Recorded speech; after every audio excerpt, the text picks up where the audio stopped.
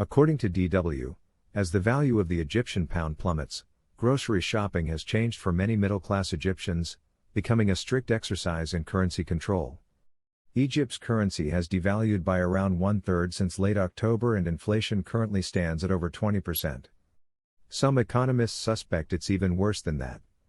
They put the unofficial rate, which includes Egypt's huge informal economy, as high as 101%.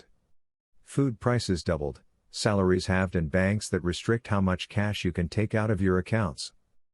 Egypt's current economic problems are the result of a number of internal issues, including political unrest, corruption and government mismanagement, which have more recently combined with external crises, like the COVID-19 pandemic, the war in Ukraine, and the threat of a global recession.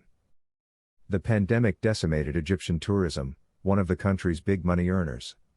Then the Ukraine war disrupted wheat supplies to the country, the world's biggest importer of wheat. Since 2014, the Egyptian government, led by President Abdel Fattah el-Sisi, has promoted national mega-projects including the world's longest, driverless monorail, at a cost of $23 billion, 21 billion euros, and a whole new city, the $50 billion, 46 billion euros, new administrative capital, near Cairo. These have artificially driven growth in the country. Many of the projects are also connected to the Egyptian military's vast money-making business network. Policies like these, allowing state and military-owned enterprises to dominate the economy, have depressed the private sector in Egypt, discouraged foreign investment, and seen the country become more dependent on foreign credit for its survival. Egypt owes over $155 billion, 138 billion euros, and roughly one-third of its national income goes toward servicing that foreign debt.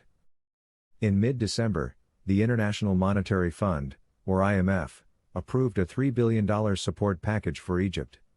It is the country's third such arrangement with the IMF since 2016, and is supposed to help Egypt attract more investment from abroad as well as further financial aid. To complete the deal, the Egyptian government has had to make several important concessions to the IMF. One involves making its foreign exchange rate more flexible. Part of the problem that led to the record-breaking devaluation of the Egyptian pound was the fact that it had been pegged to the US dollar. Another IMF demand involves a promise to send direct cash transfers to 5 million vulnerable Egyptian households by the end of this month. A further commitment made by Cairo was the promise to rein in the Egyptian military's vast economic empire. The fact that Egypt has finally agreed to do this is, the Carnegie Center's Saya wrote on January 12, is breathtaking. But, he added, it may also be pure make-believe.